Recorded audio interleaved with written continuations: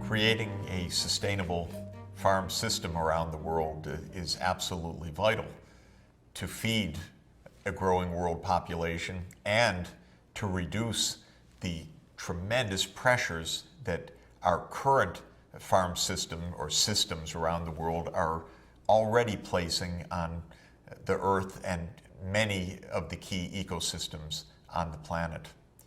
We can think about what will happen if we continue with business as usual and contrast that with what we really need to do, which is to reshape our own behavior with regard to food and to reshape the farm systems that produce food to create an alternative trajectory, a trajectory of sustainable development. What are the threats of the business as usual path? The chart before you attempts to summarize those risks and to give an expert assessment of how serious the particular risks are in particular regions of the world. The boxes that are shaded red are major alerts that these are places in the world and kinds of challenges that are of the first order of significance. The boxes that are yellow are like yellow warning signs. Things could get bad in these areas with regard to these particular threats. Business as usual, for example, will mean increasing food insecurity in some parts of the world. The places at greatest threat are sub-Saharan Africa and South Asia, the two epicenters of undernutrition, but also one would add North Africa and the Middle East. Why? Because this is a place where all of the climate evidence suggests there will be significant drying in the future, and therefore crop production will be under even greater threat than it is today. Certainly, the business as usual course will put dangers in East Asia and Southeast Asia as well, because there will be places of tremendous water stress. There will be places where higher temperatures play havoc with the food supply. Malnutrition in the sense of deep undernourishment, of course, will continue to have its intense epicenter in sub-Saharan Africa and in South Asia.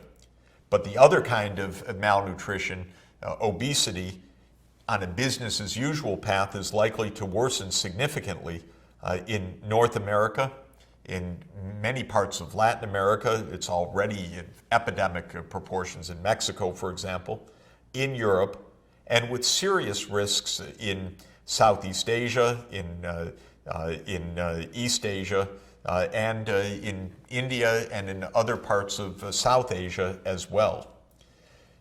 Land use change, we know, will have huge costs, especially in the rainforest regions.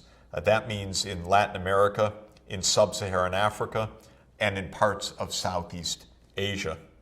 Soil degradation is already a major crisis in parts of sub-Saharan Africa and in many places in South and in East Asia, where the land has already eroded. The soils often have been swept away because of trying to grow crops on steep slopes, for example, or in places where the winds blow the topsoil away, as is occurring in many parts of China. We know that biodiversity loss is threatened pervasively. One can say that the threats are moderately or acutely high in every region of the world. One can think about losses in the rainforest regions. One can think about losses in the places likely to experience serious drying, such as the Mediterranean basin. One can think about losses of biodiversity in places where population growth is so rapid that encroachments on land are bound to threaten and profoundly imperil biodiversity as is occurring in sub-Saharan Africa. The chart, in other words, by region, by risk, is filled. While there are a few regions that escape some of the risks, there are no regions that escape all of the risks. And today's poor regions are, of course, as is usual with poverty, at extreme peril because they're already living on the edge.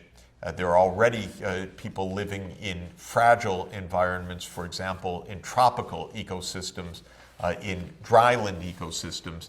Part of their poverty has come from the fact that the natural environment is already fairly inhospitable, but with environmental change, what is now a difficult environment can be an impossible environment to support human life.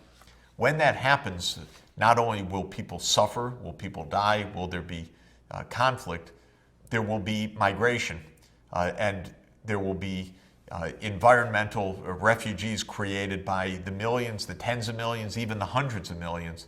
And we know, sad to say, in a world which does not do well with migration, where newcomers, especially poor newcomers that are forced to move, can face a very, very hostile environment when they arrive. And so we're in for a lot of trouble if we maintain this business as usual trajectory. What to do, how to move to a sustainable development trajectory. Again, because of the complexity of the food system, the fact that we're talking about land use, the fact that we're concerned about nitrogen use, the fact that we're concerned about chemical pollutants, the fact that we're concerned about the vulnerability of crops to higher temperatures or more water stress, means that the kinds of responses that are needed also are going to have to be varied, holistic in nature, and carefully tailored to local contexts. Boy, that makes this among the toughest challenges that we face, because the world is in crisis. The problems will get worse. It's not easy to say that one region will bail out the others, because all regions will have stresses. And also, there will be no magic key that suddenly will sweep the world and make it possible to solve this problem. Each region is going to have to identify its own pathways to sustainable agriculture. What are some of the things that can be done? The first is to improve our ability to grow food and to be more productive in terms of higher yields and more resilient in terms of the ability of food crops to withstand the shocks that we know are already coming. Just as Norman Borlaug and his colleagues MS Swaminathan and Minister Subramanian, that triumvirate, made possible the Indian Green Revolution and comparable events in other parts of the world where higher yields came because of the advent of high-yield varieties combined with fertilizer inputs and often with irrigation, we're going to need another green revolution of new crop varieties that are going to be especially propitious for the challenges that we face. For some regions, this will mean a special importance of drought-resistant varieties, because the frequency of serious droughts is likely to become much higher. We know that certain plants in nature have a high level of drought tolerance. The plant scientists now are attempting to identify those genes, and through various means, conventional plant breeding or the use of genetic modification, as it's called, create new crop varieties that also share the drought resistance. Partly, natural breeding has helped to develop new seed varieties that are better able to withstand bouts of low rainfall, in other words, dry spells during the growing season. GMOs, the genetically modified organisms or GMO crops, have taken the experimental pathway of identifying the gene complexes in naturally occurring drought-tolerant plants and transplanting those gene complexes into crops for the food supply. Now, many people find this idea of genetic modification to be very threatening, very dangerous, and it poses risks to the environment and potentially to human health. So whatever is done in this research domain of using cutting-edge genomics, both to identify potential genes that can add to crop traits that are desirable, and then to transplant them into food varieties to raise the resilience of those crops, needs to be tightly monitored and tightly regulated. But I would argue, despite some critics of this technology, that we should certainly test these technologies to see what they have to offer. They seem very promising, that by identifying genes for drought resistance or by identifying genes for saline tolerance, for saline soils, or for identifying genes, as shown in this picture, for the ability of rice to resist submergence, we can get major advances. What you're looking at in this picture is a transplanted gene from a species of rice that is able to tolerate being underwater for several days and still survive, to the kinds of rice that are normally grown in Bangladesh and India, in Pakistan and other parts of Asia, that don't have that submergence trait. Turns out, wonderfully, taking that gene for submergence and putting it into popular high-yield traits for rice has led to high-yield, submergence-tolerant rice. A wonderful breakthrough for farmers in Bangladesh that suffer repeated episodes of submergence of their rice. Those who say don't even go that way with technology aren't thinking, in my opinion, clearly enough about the needs of that farm family in Bangladesh to have this kind of variety. We shouldn't dismiss a whole class of technology because while it may pose risks, those risks are controllable, monitorable, and the technology itself can offer important breakthroughs. Now, relatedly is a second step of what can be done, and this is to make crop varieties more nutritious, not only to grow better in harsh conditions, but to express more nutrients. And this is the idea that you're looking at in this picture of so-called golden rice. This is a crop that has been developed by the International Rice Research Institute in Los Baños, Philippines, the Rice Research Institute that helped bring the Green Revolution in rice. Now what scientists at IRRI are doing is to put in genes that express beta-carotene, a precursor for vitamin A, so that children who eat this rice, and you see how it's golden or looks more red, a little bit more like a carrot color, then have the vitamin A that they need for health. And we've already identified that vitamin A deficiency is one of the key kinds of hidden hunger. How wonderful it will be if nutritious rice that provides a basis for vitamin A can successfully be diffused and taken up by populations of rice eaters around the world. A third direction for us, absolutely essential, is known as precision farming or information-rich farming.